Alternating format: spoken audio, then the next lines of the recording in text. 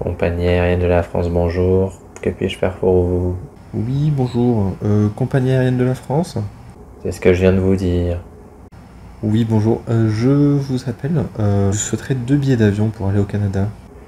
Ouais, j'ai regardé ça. 2 petites minutes.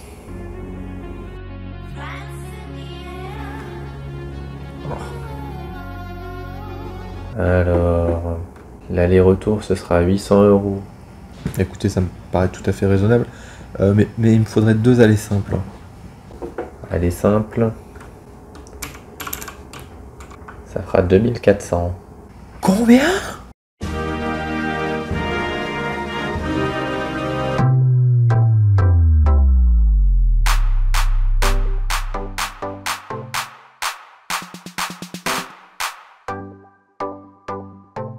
Bonjour, bienvenue à Eglinton Park, un peu au nord, au niveau de Toronto, qui est un parc du coup qui est à côté de notre appart-hôtel. Peut-être même qu'on le voit dans les bâtiments derrière, non, je suis pas sûr. Petite vidéo tranquille aujourd'hui. Dans le petit parc d'ailleurs, il y a un centre de vaccination qui est un tout petit peu plus loin. Et d'ailleurs, je vous mets les chiffres.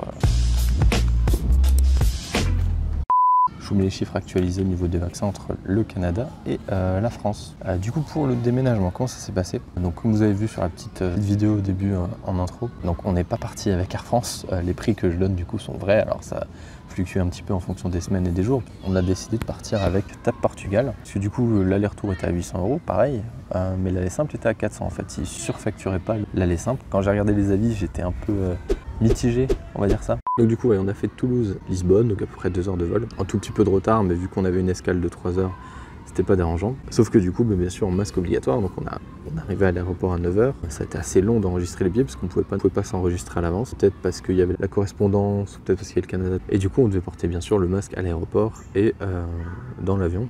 Ce qui fait qu'en fait, si on compte la totalité, on a porté le masque quasiment 20 heures d'affilée. J'avais déjà fait 6 heures, je crois, mais 20 heures. Avec juste les petites pauses, 20 minutes pour manger 2 fois. J'ai dû changer de masque parce qu'à un moment il était vraiment très humide. C'était très désagréable, il collait vraiment le masque. Donc après on est parti pour Toronto. Et donc là on a eu à peu près 40 minutes de retard au niveau du décollage, quasiment 1 heure. Étant donné qu'ils vérifient vraiment les papiers pour tout le monde et que le Canada est très strict là-dessus. C'est pas rare qu'il y ait des gens qui se fassent refouler en fait juste avant de rentrer dans l'avion. Tout là par exemple il y avait une correspondance, donc on passe pas la sécurité ou autre, il y a un contrôle avant de monter dans l'avion. Nous on n'a pas vu de personnes se faire refouler, mais il y a des personnes qui ont vu des fois des familles entières se faire débarquer leurs valises et autres, et donc du coup on se part avec 1 heure de retard. Donc ça se trouve c'est pour ça qu'on est parti avec 1 heure de retard, mais on l'a pas vu explicitement. Donc après au niveau du vol, on n'était pas à côté avec Lucille, en plus on n'avait pas pu réserver en même temps, le billet était séparé, donc j'ai pas pu trop filmer ou autre. Le repas c'était une paella, et manger une paella dans un avion, une galère. Au final j'avais plus de riz sur mon pantalon que dans mon estomac, je suis sûr. Et du coup donc il y avait à peu près pour 8 heures de vol, et après donc quand on est arrivé à Toronto, donc on avait 1 heure de retard, sauf qu'on n'a pas débarqué tout de suite, on a mis plus de 40 minutes à débarquer quand on arrive enfin à sortir de l'aéroport. Donc en fait on doit passer d'abord une première douane, on va dire. On rentre notre passeport et nos informations, et après on passe à la douane voir si on a quelque chose à déclarer. Donc là pour le coup oui, on avait des choses à déclarer, notamment le chat. Et donc là il y avait une très grande queue. Et en fait le problème c'est qu'il y avait un taxi qui était réservé pour nous amener à l'appart hôtel, et il était réservé pour 8h30. Quand on a atterri il était déjà 9h30 quasiment, plus les 40 minutes d'attente sur le tarmac, donc il était plus de 10 heures passées. Le taxi pour 8h30, on se dit ça fait 1h30, et on n'avait pas de numéro de Canadien en haut, donc on n'avait aucun moyen de le contacter. Derrière en fait on doit passer à l'immigration, donc il y a encore une petite queue. Tout ça, ça a duré quasiment 1 heure. On donne tous nos documents. Alors il avait pas l'air très compréhensif. Alors, il posait pas mal de questions. Enfin du coup il me disait mais pourquoi vous êtes venu? Vous avez le droit de venir. Après il nous a dit bon allez vous asseoir. Sans aucune information ni rien, il nous a juste dit allez vous asseoir quoi. Donc on a attendu peut-être 10 minutes, un quart d'heure. On se disait merde, qu'est-ce qui se passe? Est-ce qu'il y a un problème? Ça va pas? Enfin, puis après il nous a rappelé, il nous a directement donné nos visas. Donc on est sorti de là, il était peut-être 11 heures passées. Donc bien sûr après l'aéroport au niveau des bagages tout était vide.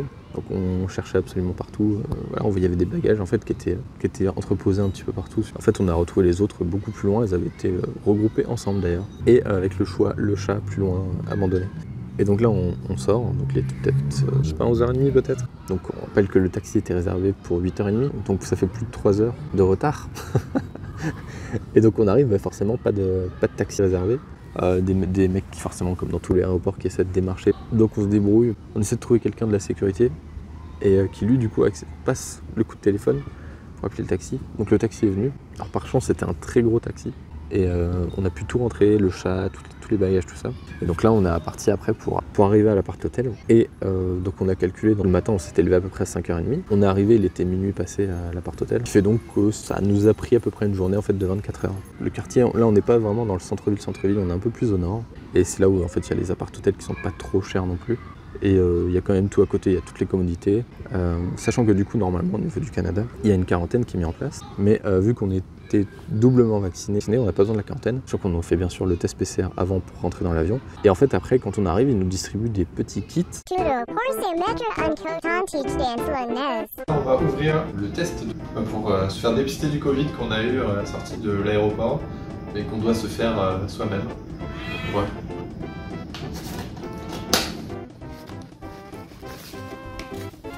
We will be right with you.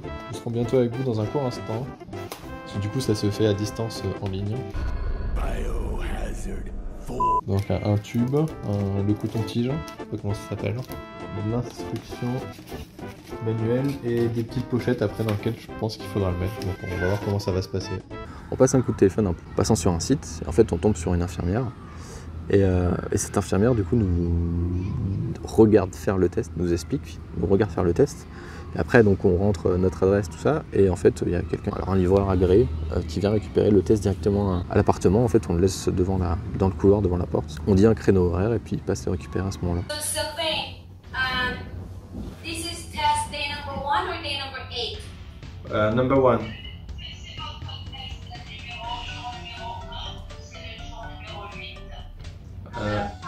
Okay. Province? De Ontario. Je colle de ce côté. Yeah. It's quite hard to remember. Yes.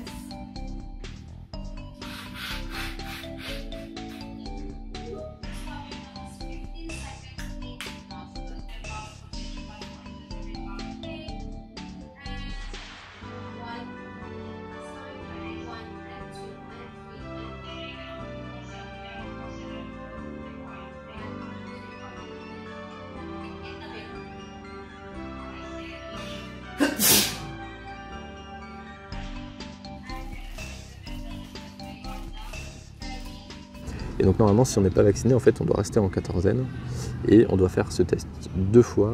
Donc la première fois quand on arrive, le lendemain, et la deuxième fois au bout d'une semaine. On doit refaire ce test et on peut sortir au bout de 15 jours. Nous, vu qu'on était vaccinés, pas besoin, on a pu sortir directement dès le lendemain. On a fait le test et on a pu sortir. Voilà un petit peu au niveau de l'organisation. Je pense que j'ai rien oublié. En tout cas, du coup, on se retrouve là pour la prochaine vidéo. Ce sera la vidéo. Je parlerai spécifiquement du chat, donc tout ce qu'on a dû faire, comment ça s'est passé pour lui, ses réactions, tout ça. Là, j'en ai parlé vraiment rapidement. Je ne veux pas que la vidéo soit trop longue non plus. Et puis pareil pour les documents, j'en ai pas parlé en détail. Il y aura une vidéo spéciale pour tout ça. Et du coup, je vous dis à la prochaine.